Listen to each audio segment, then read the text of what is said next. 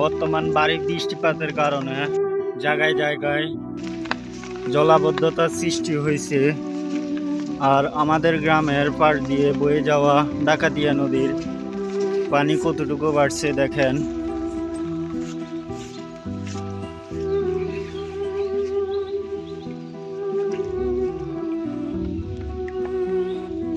এখানে পানির নিচে আমার অনেকগুলো গাছ ছিল, পানির নিচে যা তলিয়ে গেছে। এখানে আর কিছু আছে যা 4 থেকে 5 দিন বৃষ্টিপাত হলে এটা পুরোটাই তলিয়ে যায়।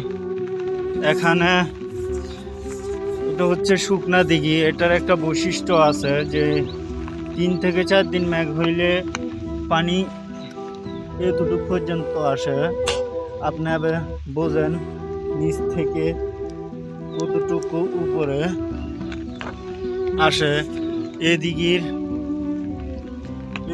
ওই পার দিয়ে পানি ঢোকে আর এদিক দিয়ে হয়ে বাইর হয়, নদীতে যায় পানি কতটুকু বাইরেছে কয়েকদিনের বৃষ্টিপাতে। আর 4 থেকে 5 দিন সর্বোচ্চ হলে আমি যেখানে দাঁড়িয়ে আছি পুরো জায়গাটায় পানি নিচে তলিয়ে যাবে। আর এখানে আমাদের কিছু জমি আছে, পানি কারণে পরে শ্বাস নাও দিতে পারি, যার কারণে এখন শ্বাস দিয়ে রাখছি। পরে কিছু আগাছা জন্মাইছে, এগুলা যেন পানির নিচে পৌঁছা যায় আর কি। এখানে ঘাস আছে, এগুলা কাটার সময়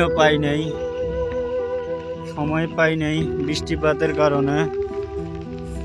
এ আর কি, সবাই দোয়া করবেন যেন আমাদের বেশি ক্ষতিগ্রস্ত হওয়ার আগে আমাদের সব কিছু গুছিয়ে নিতে পারি।